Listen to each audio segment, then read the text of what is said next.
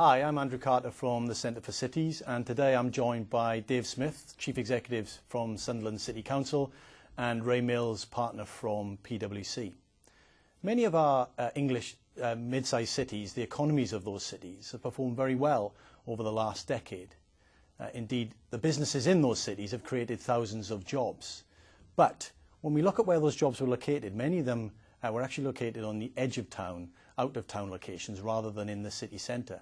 And we think over the longer term this will cause us some problems. Some recent research that we've been doing with Sunderland and PwC has begun to set out the case for a mid-sized city investment fund to really help those cities to work with government and the private sector to reconfigure their city centres to make them more attractive to the businesses that Sunderland, Derby and Preston require. So, Ray, you're experienced in dealing with these sorts of issues.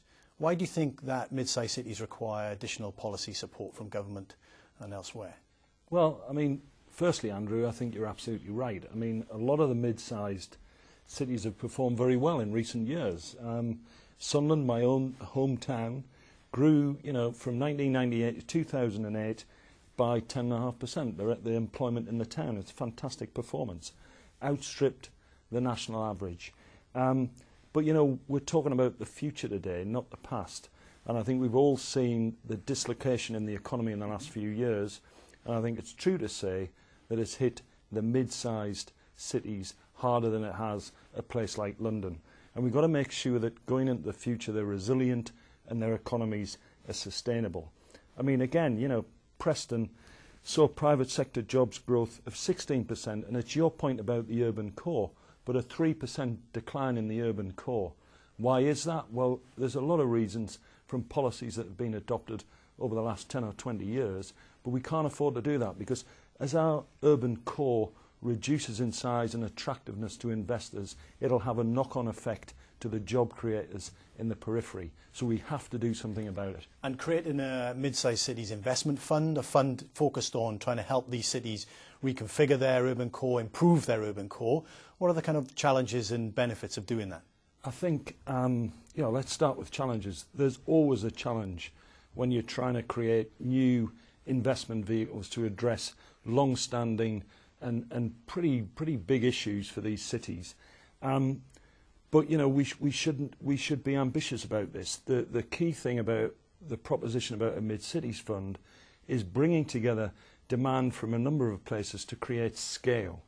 And anybody who deals in the financial markets, as I do, will realise that scale is important for a number of reasons. Not least, it attracts investors from a number of areas, but also because we'll get a variety of opportunities from Preston, Derby and Sunderland that they can invest in. So you spread the risk and you get a better portfolio return. The other point is that scale, that ambition, also demonstrates to government that we're serious. And we're serious about trying to make something happen in our city centres, in the mid-sized cities, and make sure that we're punching our weight. And when we see, the new wave of European funding coming through in 2014, we've got to have our act together so we can access that, but not just take it as we used to, as a grant, but as an investment in the sustainable future of our cities. Great. Dave, as Chief Executive of Sunderland, obviously many issues on your desk at any one time. Why is it that trying to renew and improve the city centre is so important for Sunderland's economic future and the future of its residents? Because it's about making the economy of Sunderland sustainable over the longer term.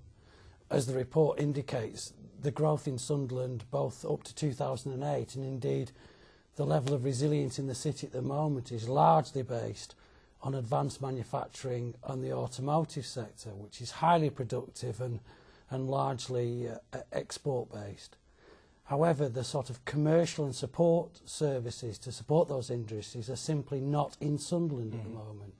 We'd like the opportunity to attract those commercial industries into Sunderland to support that manufacturing base.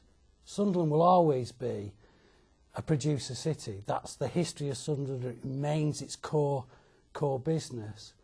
But we know we need to diversify the economy and bring in commercial, consultancy, financial services that provide a greater prosperity level and diversify the economy and encourage business-to-business trade at a level that we're not experiencing at the moment.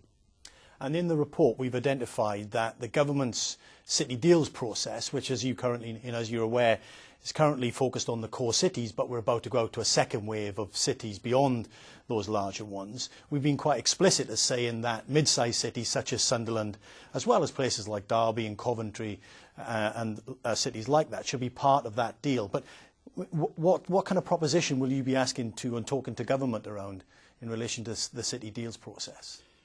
Well, the key message for us to government is that there is much that we're doing for ourselves as a city between the public and the private sector.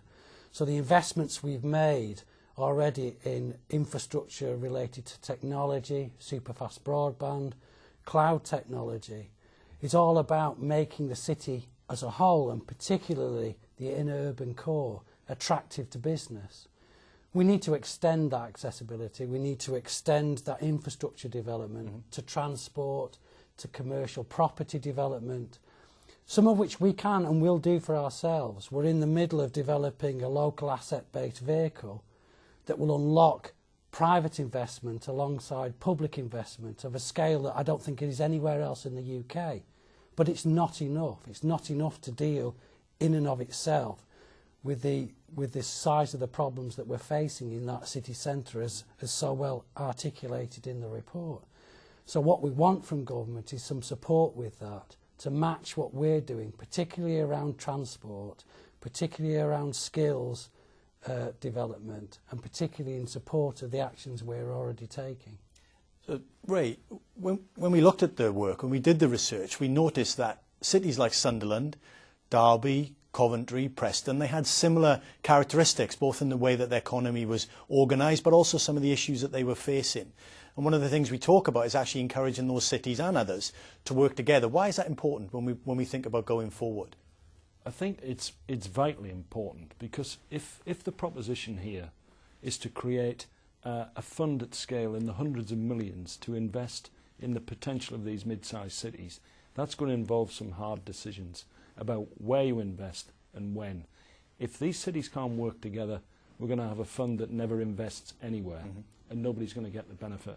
And let's not forget the benefit here is for people and businesses. We've got to get everything right. We've got to create the infrastructure, whether it's the built infrastructure or the funding, but then we've got to make sure we support our people through skills and education, and businesses too, so we can link everything together with a new vision for the future. Great. Thank you very much indeed, Ray and Dave, for your insights. You can get more of the research on our website. It's called Hidden Potential. We'd be really keen to hear from you, and particularly how you think a mid-sized cities investment fund could operate, and particularly how it operates in light of the city deals process. Thanks very much.